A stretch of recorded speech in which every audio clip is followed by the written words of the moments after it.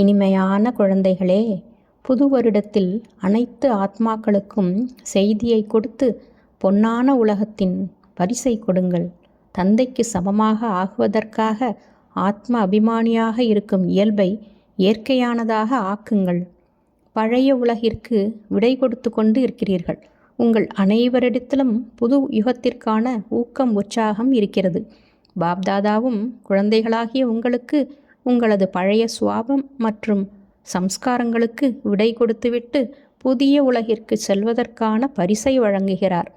புதிய உலகில் எப்போதுமே பிராப்தி மட்டுமே இருக்கும். புதிய உலகில் அடைய முடியாத பொருள் என்று எதுவுமே இருக்காது.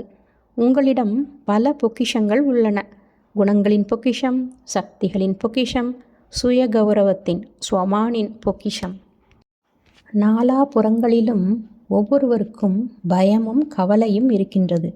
அப்படிப்பட்ட துக்கமான அசாந்தியான ஆத்மாக்களுக்கு இப்போது தந்தை வந்துவிட்டார். இனி அழிவற்ற ஆஸ்திக்கு அதிகாரியாகுங்கள் எனும் பரிசை அவசியம் கொடுங்கள்.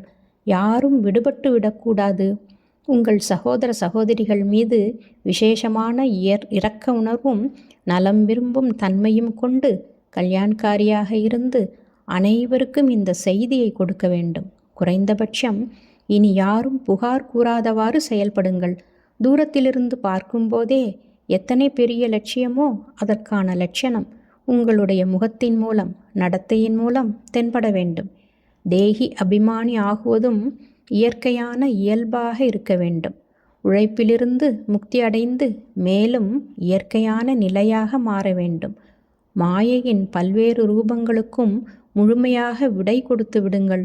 ஒரே நினைவில் உங்களால் எப்போது வேண்டுமானாலும் எப்படி வேண்டுமானாலும் நிலைத்திருக்க முடிகிறதா என்று சோதித்து பாருங்கள். நீண்டகால வரதானத்தை இப்போதுதான் நடைமுறையில் பெற முடியும். இப்போது நீண்டகால பயிற்சி இல்லை என்றால் அரை கல்பத்திற்கான அந்த நீண்டகால பலனை பெறுவதில் வித்தியாசம் ஏற்பட்டுவிடும். நான் யார் என்ற ஸ்வமானின் அதிகாரத்தில் நிலைத்திருங்கள். ஒவ்வொரு சூழ்நிலைக்கும் ஏற்ப அதற்கேற்ற ஸ்வமானங்களை தன் முன்னால் வையுங்கள், தாரணை செய்யுங்கள். ஸ்வமானை புத்தியில் வைத்தேனா, அதை பயன்படுத்தினேனா? அநேகரிடத்தில் வீணான சங்கல்பங்களே அதிகம் வருகின்றன. விகாரமான சங்கல்பங்கள் குறைவாக இருந்தாலும் வீணானவை அதிகம் உள்ளன. ஒவ்வொரு சங்கல்பமும் சக்தி வாய்ந்ததாக இருக்க வேண்டும். நல்லது.